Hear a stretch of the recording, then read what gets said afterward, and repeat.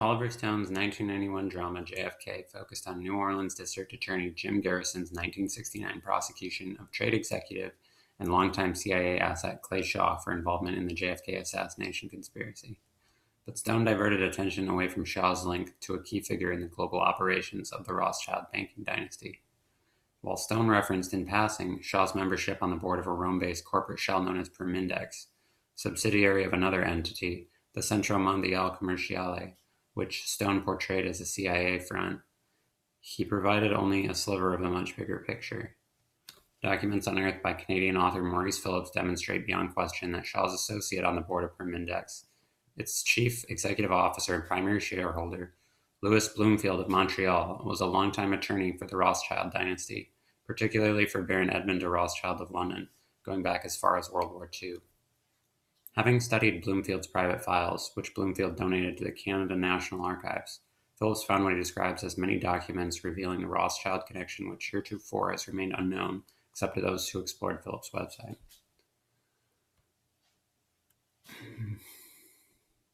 Documents indicate Bloomfield was so close to Rothschild that Bloomfield incorporated in Canada and was a shareholder of Tricontinental Pipeline Limited, described by Phillips as a major Rothschild company, to which Israel granted a 49-year exclusive right on the use of a 16-inch pipeline between the Red Sea and Haifa in Israel. The Israel connection is no surprise. The Rothschilds have been Israel's foremost patrons. In addition, Bloomfield and Montreal liquor baron Sam Bronfman, the head of the World Jewish Congress, with whom Bloomfield was also closely associated, were among a clique of money kings who, in the 1950s, bankrolled Israel's secret nuclear arms program. According to Israeli author Michael Karpin, Israeli Prime Minister David Ben-Gurion referred to those donors as consecrators, suggesting, as Karpin noted, in Ben-Gurion's eyes, the nuclear project was holy. While Phillips has never suggested Bloomfield was involved in any way in the JFK assassination, he has pointed out that Bloomfield's Rothschild connection has been otherwise ignored. Phillips' findings on the Rothschild-Bloomfield link also put to rest the rumor that Permindex was proof of Nazi involvement in the JFK conspiracy, a patently ridiculous theme propounded by one May Brussel, whose father, Rabbi Edgar Magnin, was spiritual leader of the Jewish movie moguls in Hollywood. In the same realm, Phillips has uncovered documents indicating that, in Bloomfield's words, the guiding genius behind Permindex was Rome-based Giorgio Mantello, born George Mandel, a Romanian Jew, whom Bloomfield described as a 33rd degree Mason with the closest connections in the highest diplomatic circles. Goes on to talk about Mantello.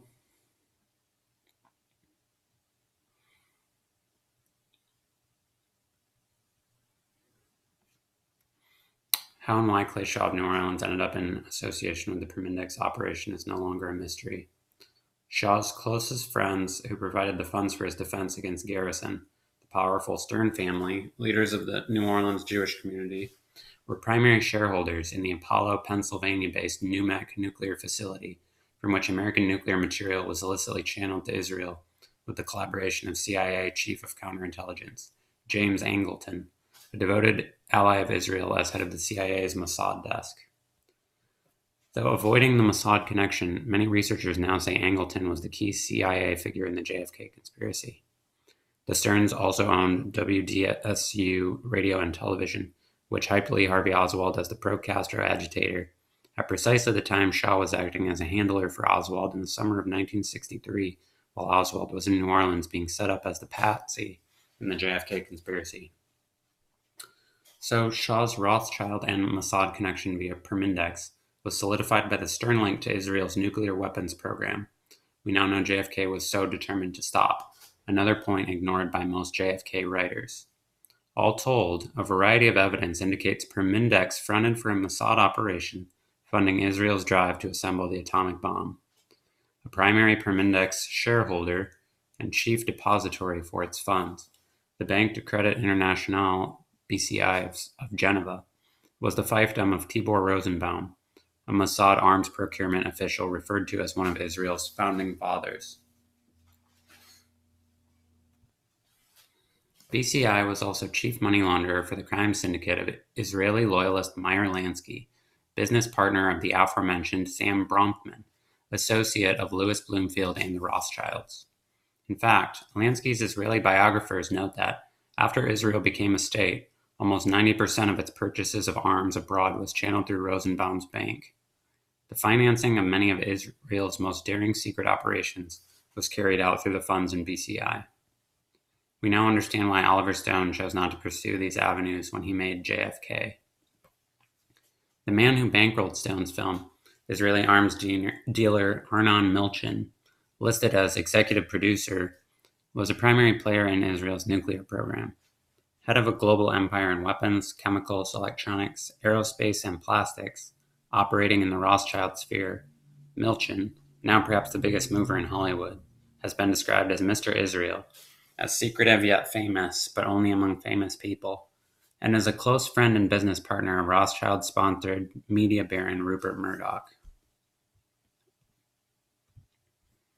Although Milchan partnered with the interconnecting Rothschild-controlled media conglomerates Havas and Studio Canal in financing Stone's extravaganza, paid author Jim Marrs reported $200K for rights to his book Crossfire, a partial foundation for Stone's film. Jim Garrison's family had to go to court to claim promised proceeds from JFK after Milchan claimed the blockbuster turned a loss. On a procedural technicality, a federal court ruled for Milchan against the Garrisons. Well-known JFK writer A.J. Vaberman, a U.S.-Israeli dual citizen, says Garrison once showed him an unpublished novel Garrison had written, which Vaberman says was a fictional work that placed the blame for John Kennedy's death on the Mossad. Although Garrison did publish a JFK novel, The Star-Spangled Contract, it did not allude to Mossad involvement. But if Vaberman is to be believed, Garrison had ultimately figured out the Rothschild-Israeli connection to the JFK conspiracy. And that's as much about what many of today's JFK researchers are choosing to ignore.